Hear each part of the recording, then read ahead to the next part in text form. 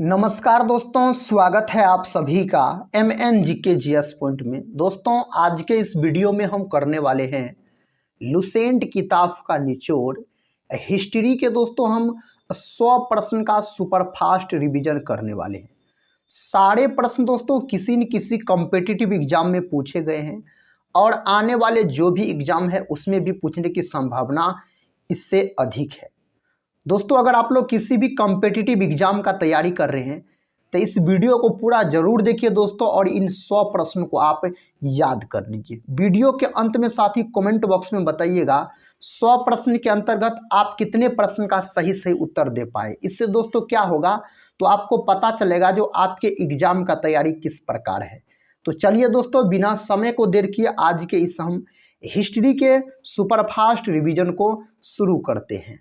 देखिए दोस्तों, आज का फर्स्ट क्वेश्चन है, कहता है प्रागैतिहासिक काल के अंतर्गत किन संस्कृतियों को रखा जाता है। इस 4 ऑप्शन में से सही उत्तर का अगर हम बात करते हैं तो ऑप्शन सी हो जाएगा। पाषाण के अंतर्गत दोस्तों रखा जाता है, पाषाण काल के अंतर्गत इसको रखा जाता है। अगला प्रश्न कहता है मानव सभ्यता के विकास की प्रथम अवस्था कौन सी थी। इस 4 ऑप्शन में से दोस्तों सही उत्तर हो जाएगा आपको ऑप्शन बी, शिकार अवस्था सही उत्तर होना चाहिए। अगला प्रश्न कहता प्राग ऐतिहासिक काल के उपकरण एवं हथियार किससे बनाए जाते थे। लोहा से, तांबा से, कांसा से और पत्थर दिया गया ऑप्शन से। ऑप्शन में तो आप पत्थर बोल सकते हैं, ऑप्शन डी सही उत्तर हो जाएगा। ये रहा नेक्स्ट क्वेश्चन, कहता प्राचीन मानव ने सर्वप्रथम किस पशु को पालतू बनाया। किनको दोस्तों पालतू बनाया सर्वप्रथम, तो कुत्ता को पालतू बनाया। अगला प्रश्न कहता है मानव ने आग का प्रयोग सर्वप्रथम किस युग में किया। तो कौन युग में दोस्तों किया मानव ने सर्वप्रथम आग का प्रयोग, नवपाषाण युग में किया। और यह प्रश्न एग्जाम में कई बार पूछा गया प्रश्न है। अगला प्रश्न देखिए दोस्तों, कहता है मानव ने कृषि कार्य किस युग से प्रारंभ किया। मानव ने कृषि कार्य किस युग से प्रारंभ किया, तो आप बोल सकते हैं नवपाषाण युग। ऑप्शन सी सही उत्तर हो जाएगा। दोस्तों, टेलीग्राम चैनल से नहीं जुड़े होंगे तो टेलीग्राम चैनल से जरूर जुड़ जाइएगा, जिसका लिंक इस वीडियो के डिस्क्रिप्शन बॉक्स में दिया गया है। टेलीग्राम चैनल पर दोस्तों आपको इस वीडियो के PDF मिल जाएंगे। देखिए प्रश्न कहता है मानव द्वारा सर्वप्रथम किस धातु का प्रयोग किया गया।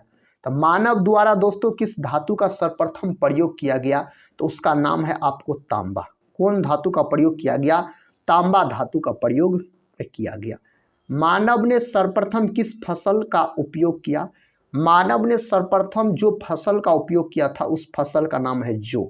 ऑप्शन ए जो है सही उत्तर हो जाएगा, जो हो जाएगा। नेक्स्ट क्वेश्चन का था नवपाषाण युग में चावल की खेती का प्राचीनतम साक्ष्य कहाँ से मिला है। दोस्तों ऑप्शन बी में दिया गया है, कोल्डी हवा से मिला है। ऑप्शन बी सही उत्तर हो जाएगा। अगला प्रश्न कहता है सिंधु घाटी सभ्यता किस काल की सभ्यता मानी जाती है। सिंधु घाटी सभ्यता जो है यह कांस्य युग की सभ्यता मानी जाती है। नेक्स्ट क्वेश्चन कहता है हड़प्पा की खुदाई सर्वप्रथम कब हुई। दोस्तों हड़प्पा की खुदाई सर्वप्रथम हुआ आपको 1921 में हुआ था। इसका खोज दयाराम साहनी के द्वारा किया गया था। हड़प्पा रावी नदी के तट पर स्थित है पाकिस्तान में। प्रश्न कहता निम्न में से किस स्थल को मृतकों का टीला के नाम से जाना जाता है।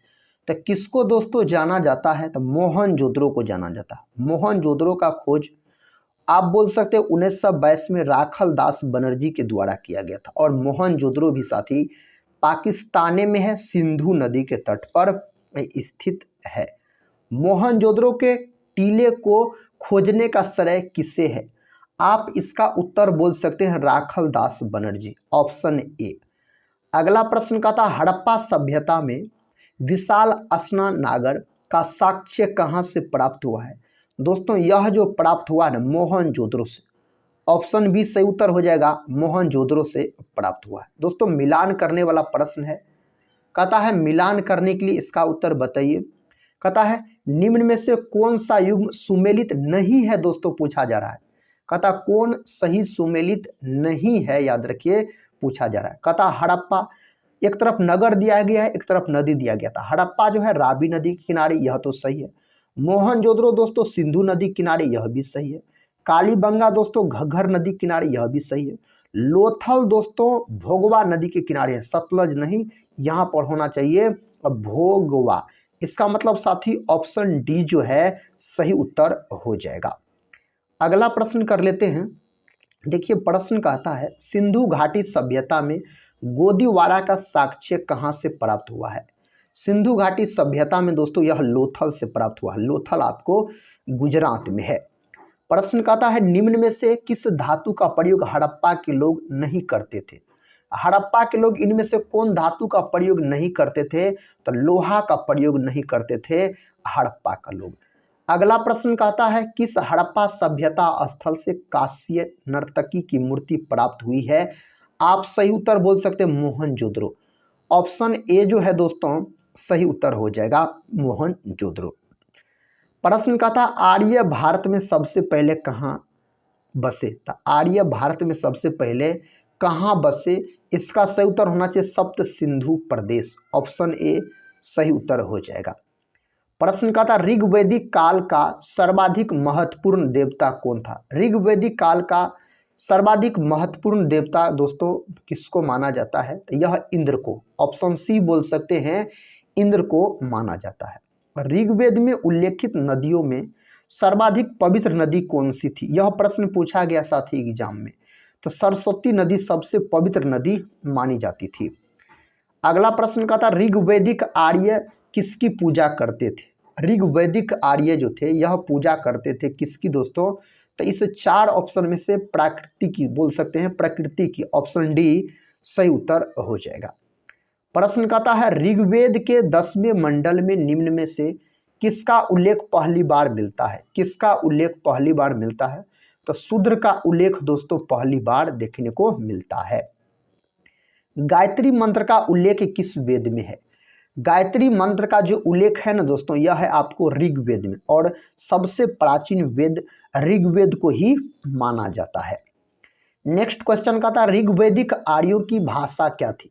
ऋग्वैदिक आर्यों की अगर आपसे भाषा पूछ लिया जाए तो आप संस्कृत बोल सकते हैं। ऑप्शन बी सही उत्तर हो जाएगा। निम्नलिखित में से प्राचीनतम वेद कौन सा है। इस चार ऑप्शन में से प्राचीनतम वेद अगर आपसे पूछा जाए तो ऋग्वेद बोलिएगा, यह सबसे प्राचीनतम वेद हो जाता है। निम्नलिखित में से किस वेद की रचना गद एवं पद दोनों में की गई है। गद एवं पद दोनों में जो रचना किया गया है ना साथी, यह यर्जु वेद का किया गया। ऑप्शन सी सही उत्तर हो जाएगा। ऋग्वेद काल में कहता है विनिमय के माध्यम में किसका प्रयोग किया जाता था, तो दोस्तों इसका प्रयोग किया जाता है गाय का। ऑप्शन डी सही उत्तर हो जाएगा गाय। अगला प्रश्न देखिए, कहता ऋग्वैदिक काल की सबसे प्राचीन राजनीतिक संस्था कौन सी थी। इस चार ऑप्शन में से सभा, पहला ऑप्शन सही है, क्या हो जाएगा सभा हो जाएगा। दोस्तों इस वीडियो को पूरा जरूर देखिए और इन 100 प्रश्न को आप याद कर लीजिए। हर एक टॉपिक से आपको हिस्ट्री के प्रश्न देखने को मिलेंगे। प्रश्न कहता है निम्न में से कौन सा सुमेलित नहीं है। इनमें से कौन दोस्तों सही मिलान नहीं है, उसको चुनना है आपको। कहता नदियों को प्राचीन नाम और आधुनिक नाम दिया गया है, तो दोस्तों इनमें से कौन सही नहीं है। कहता वितास्ता झेलम, यह तो सही है। विपाशा व्यास, परुष्णी रावी, कुंभा स्वास्तु, दोस्तों यह नहीं है। ऑप्शन डी यह गलत मिलान हो जाता है। उत्तर वैदिक काल का सर्वाधिक महत्वपूर्ण देवता था। उत्तर वैदिक काल का सर्वाधिक महत्वपूर्ण देवता अगर आपसे पूछा जाए ना, तो आप लॉक कर दीजिएगा प्रजापति। ऑप्शन सी को दोस्तों लॉक कर दीजिएगा। उत्तर वैदिक कालीन लोगों ने किस धातु की खोज की। कौन धातु का दोस्तों खोज किया गया, लोहा का खोज किया गया था। पहला ऑप्शन सही है लोहा का। भारत का आदर्श राष्ट्रीय वाक्य सत्यमेव जयते कहाँ से लिया गया है। दोस्तों इसको कहाँ से लिया गया है, तो मुंडको उपनिषद से इसको लिया गया है। भारत का राष्ट्रीय वाक्य जो है सत्यमेव जयते, इसको मुंडको उपनिषद से साथी लिया गया है। नेक्स्ट क्वेश्चन देखिए, कहता है जैन धर्म का वास्तविक संस्थापक किससे माना जाता है। जैन धर्म का जो वास्तविक संस्थापक दोस्तों माना जाता है, यह माना जाता है महावीर स्वामी को। ऑप्शन सी, महावीर स्वामी जैन धर्म के 24वें और अंतिम तीर्थकर थे। ऋषभदेव दोस्तों जैन धर्म के प्रथम तीर्थकर हो जाता है। पार्श्वनाथ दोस्तों यह 23वां तीर्थकर हो जाता है। कहता जैन धर्म के 24वें तथा अंतिम तीर्थकर थे, कौन थे? महावीर स्वामी। पहला ऑप्शन सही है। महावीर स्वामी का प्रतीक चिन्ह पूछा जाए तो आप क्या बोलिएगा? शेर बोलिएगा। पार्श्वनाथ द्वारा प्रतिपादित 4 कथा महाव्रतों में महावीर स्वामी ने कौन सा 5वां व्रत जोड़ा? सही उत्तर क्या हो जाएगा दोस्तों? कौन ऑप्शन के साथ चला जाएगा? ब्रह्मचर्य जोड़ा गया था, ऑप्शन बी। जैन धर्म में त्रिरत्न है। जैन धर्म अगर पूछा जाए त्रिरत्न के बारे में तो कहता सम्यक दर्शन, सम्यक ज्ञान, सम्यक चरित्र, ये सभी है। ऑप्शन डी दोस्तों सही उत्तर हो जाएगा, ये सभी हो जाएगा। महावीर का जन्म कहाँ हुआ था? इन 4 ऑप्शन में से महावीर का जन्म बताना दोस्तों। वैशाली में हुआ था, विहार वैशाली में इसका जन्म हुआ था। ऑप्शन सी सही उत्तर हो जाएगा। प्रश्न कहता है शयादवाद किस धर्म के दर्शन का मूल आधार है? यह दोस्तों किसका है? जैन धर्म का। पहला ऑप्शन सही है। प्रथम जैन संगीति कहाँ आयोजित की गई थी? प्रथम दोस्तों जैन संगीति पूछा जा रहा है तब पाटलिपुत्र में आयोजित किया गया था। नेक्स्ट क्वेश्चन कहता है महावीर ने किस भाषा में उपदेश दिया? प्राकृत, संस्कृत, हिंदी और द्रविड़ दिया गया है, तो यह दिया गया था प्राकृत भाषा में। Option A. महात्मा बुद्ध का जन्म कहाँ हुआ था? बताइए दोस्तों, महात्मा बुद्ध का जन्म आपसे पूछा जा रहा लुम्बिनी, जो कि आप बोल सकते हैं नेपाल में। नेपाल में पड़ता लुम्बिनी। महात्मा बुद्ध का जन्म लुम्बिनी में हुआ था। प्रश्न का था महात्मा बुद्ध के गृह त्याग को बौद्ध ग्रंथों में क्या कहा जाता है? इसको क्या कहा जाता है दोस्तों? महाविनिष्क्रमण कहा जाता है। ऑप्शन सी सही उत्तर हो जाएगा। महात्मा बुद्ध को ज्ञान की प्राप्ति कहाँ हुई? महात्मा बुद्ध को जो दोस्तों ज्ञान की प्राप्ति हुआ ना, यह बोध गया में हुआ था। निरंजना नदी के तट पर आप बोल सकते हैं बोध गया में हुआ था। अगला प्रश्न देखिए, कहता महात्मा बुद्ध ने अपना पहला उपदेश कहाँ दिया? महात्मा बुद्ध ने अपना पहला उपदेश सारनाथ में दिया था। कहाँ दोस्तों? सारनाथ। बौद्ध धर्म के त्रिरत्न है। बौद्ध धर्म के त्रिरत्न पूछा जाए तो बुद्ध, धम्म, संघ, ये सभी बोल सकते हैं। महात्मा बुद्ध ने अपने उपदेश किस भाषा में दिए? महात्मा बुद्ध ने जो अपना उपदेश दिया था यह पाली भाषा में दिया था। कौन भाषा में? पाली भाषा में आप बोल सकते हैं। कथा 16 महाजन पदों के बारे में किस बौद्ध ग्रंथ से जानकारी मिलती है? कौन बौद्ध ग्रंथ से जानकारी मिलता है? तो अंगुत्तर निकाय से जानकारी मिलता है। पहला ऑप्शन सही है। निम्न में से कौन सा युग्म सुमेलित नहीं? इसका मतलब 3 को सही मिलान होगा, एगो गलत मिलान होगा। गलत मिलान वाला को आपको चुनना है। ऑप्शन डी जो है दोस्तों यह गलत मिलान है। कौशल, मथुरा, एक तरफ राजधानी दिया गया है, एक तरफ महाजनपद दिया गया। गंधार की राजधानी तक्षशिला सही है। अंग की राजधानी चंपा, मगध की ग्रीवर्ज। अगला प्रश्न कर लेते हैं।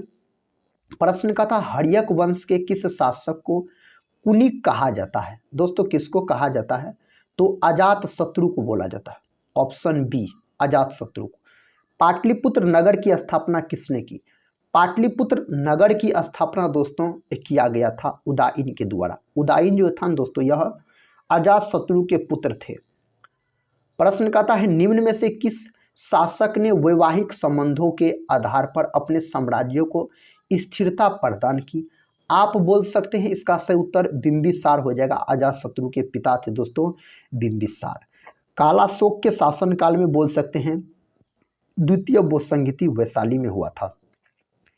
नेक्स्ट क्वेश्चन कर लेते हैं। क्वेश्चन का था अवंती को मगध साम्राज्य में मिलाने का श्रेय किस शासक को है? तो उस शासक का नाम साथी पूछा जा रहा है तो शिशुनाग बोलिएगा। Option C Shishunaga. कालाशोक की राजधानी कहाँ थी? कालाशोक की राजधानी वैशाली थी। कहाँ साथी? कालाशोक की राजधानी वैशाली हो जाता है। यूनानियों ने किसे कथा अमित्रोचेस्ट कहा है? किसको कहा है यूनानियों ने? तो आप बोल सकते हैं इस 4 ऑप्शन में से एक ऑप्शन सही है, उसका नाम है बिंदुसार। ऑप्शन सी बिंदुसार का दोस्तों अगर हम बात करते हैं तो चंद्रगुप्त मौर्य के पुत्र हो जाते बिंदुसार, और बिंदुसार के पुत्र हो जाते दोस्तों अशोक बोल सकते। कहता मौर्य शासक अशोक ने कलिंग पर कब आक्रमण किया था? दोस्तों कलिंग युद्ध जो हुआ था ना, यह हुआ था 261 ईसा पूर्व। ऑप्शन बी सही उत्तर हो जाएगा। अशोक के शिलालेखों को सर्वप्रथम किसने पढ़ा? अशोक के शिलालेखों को सर्वप्रथम पढ़ा जेम्स प्रिंसेप ने। ऑप्शन डी सही उत्तर हो जाएगा। कहता अशोक के किस शिलालेख में उसकी कलिंग विजय का वर्णन है? आप सही उत्तर बोलिएगा 13वें। ऑप्शन डी सही उत्तर हो जाएगा। निम्न में से किस लघु शिलालेख में अशोक का कहता बुद्ध शाक्य एवं अशोक नाम मिलता है? तो कौन शिलालेख में मिलता है? तो मास्की में मिलता है। ऑप्शन बी सही उत्तर हो जाएगा। अशोक का कौन सा अभिलेख दो भाषाओं ग्रीक और कहता अरामेइक में प्राप्त होता है? इस चार ऑप्शन में से पहला ऑप्शन ही दिया गया सही। सरेकुना। सांची के स्तूप का निर्माण किसने कराया था? सांची के स्तूप का निर्माण कराया गया था अशोक के द्वारा। किसके द्वारा? अशोक के द्वारा। सभी प्रश्न दोस्तों परीक्षा में पूछे गए प्रश्न हैं। अगर दोस्तों इस वीडियो को आप देख लेते हैं तो कम समय में आपको 100 प्रश्न याद हो जाएंगे और उस प्रकार के प्रश्न जो प्रश्न पूछा गया है बार बार। प्रश्न का था मेगास्थनीज ने भारतीय समाज का वर्गीकरण कितने भागों में किया? कितने भागों में किया? 7 भाग में। किस मौर्य शासक ने धर्म का प्रतिपादन किया था? किसके द्वारा किया गया था? अशोक के द्वारा। ऑप्शन बी सही उत्तर हो जाएगा अशोक। प्रश्न का था निम्नलिखित में से कौन सा कथन असत्य है? गलत कथन को दोस्तों चुनना है। देखिए ए में दिया गया अशोक ने धर्म के प्रचार के लिए महेंद्र एवं संघमित्रा को श्रीलंका भेजा था। दोस्तों यह ऑप्शन सही है या गलत ऑप्शन है? तो यह हो जाएगा आपको सही है साथी। देखिए ऑप्शन बी कहता चंद्रगुप्त मौर्य की राजधानी पाटलिपुत्र थी। दोस्तों यह भी सही ऑप्शन है।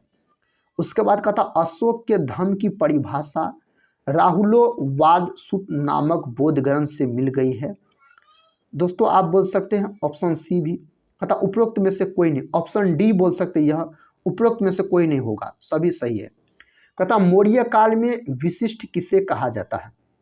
किसे कहा जाता है मौर्य काल में? तो निःशुल्क श्रम को कहा जाता है। निम्नलिखित में से किस शासक ने अश्वमेध यज्ञ कराया था? इस चार में से किसने अश्वमेध दोस्तों कराया था? तो आप पुष्यमित्र शुंग के द्वारा कराया गया था। अगला प्रश्न का था प्रसिद्ध व्याकरणाचार्य पतंजलि किसके समकालीन थे?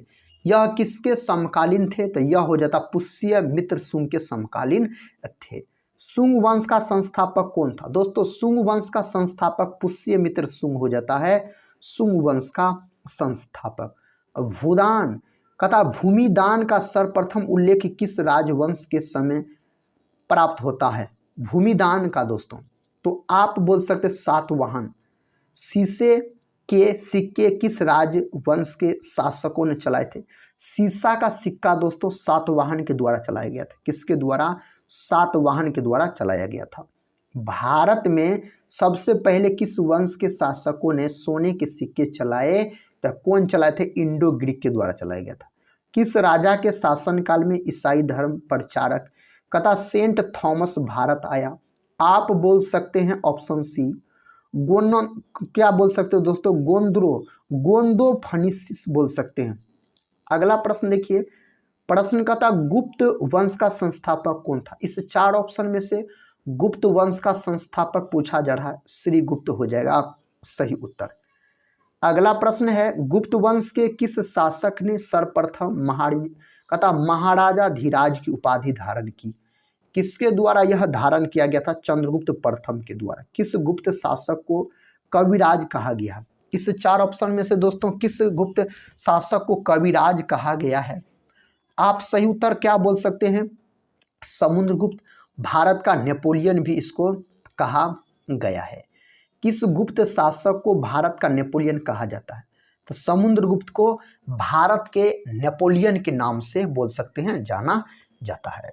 इसका उत्तर क्या होगा साथी? कहता है श्रीलंका के राजा मेघवर्मन ने किस गुप्त शासक से भगवान बुद्ध का मंदिर बनवाने की अनुमति मांगी थी? इसका सही उत्तर आपको समुद्रगुप्त, पहला ऑप्शन ही सही है, समुद्रगुप्त होना चाहिए। नेक्स्ट क्वेश्चन कहता है चीनी यात्री फायान किसके शासनकाल में भारत आया था? यह किसके शासनकाल में दोस्तों भारत आया था? तो चंद्रगुप्त द्वितीय के शासनकाल में यह भारत आया था। प्रश्न का था चंद्रगुप्त विक्रमादित्य ने किस उपलक्ष्य में चांदी के सिक्के जारी किए थे? किस उपलक्ष्य में दोस्तों चांदी के सिक्के जारी किए थे? इस 4 ऑप्शन में से सही उत्तर आपको हो जाएगा शकों को पराजित करने के विषय में। गुप्तकालीन नवरत्न किस शासक के दरबार में थे? कौन शासक के दरबार में थे यह? तो यह थे दोस्तों चंद्रगुप्त द्वितीय के दरबार में। चंद्रगुप्त द्वितीय के दरबार में बोल सकते हैं। निम्नलिखित में से कौन सा कथन सत्य है? दोस्तों इस 4 ऑप्शन में से सही कथन आपसे पूछा जा रहा है, जो कौन इनमें से सही है। कहता है मेहरौली के स्तंभ के लेख का संबंध चंद्रगुप्त द्वितीय से, यह सही है। बी कहता नालंदा विश्वविद्यालय की स्थापना कुमार गुप्त ने की थी, यह भी सही है। सी कहता है भारत पर हुनों का आक्रमण स्कंद गुप्त के समय हुआ था। दोस्तों सभी सही कथन है, तो उपरोक्त सभी बोल सकते हो ऑप्शन डी। कहता गुप्तकालीन स्वर्ण सिक्कों को क्या कहा जाता था? इसको क्या कहा जाता था? दिनार बोला जाता था। पहला ऑप्शन सही है। मंदिर निर्माण की कला का जन्म सर्वप्रथम कहता है कब हुआ? इसका जन्म दोस्तों सर्वप्रथम हुआ था गुप्त काल में। ऑप्शन बी सही उत्तर हो जाएगा गुप्त काल।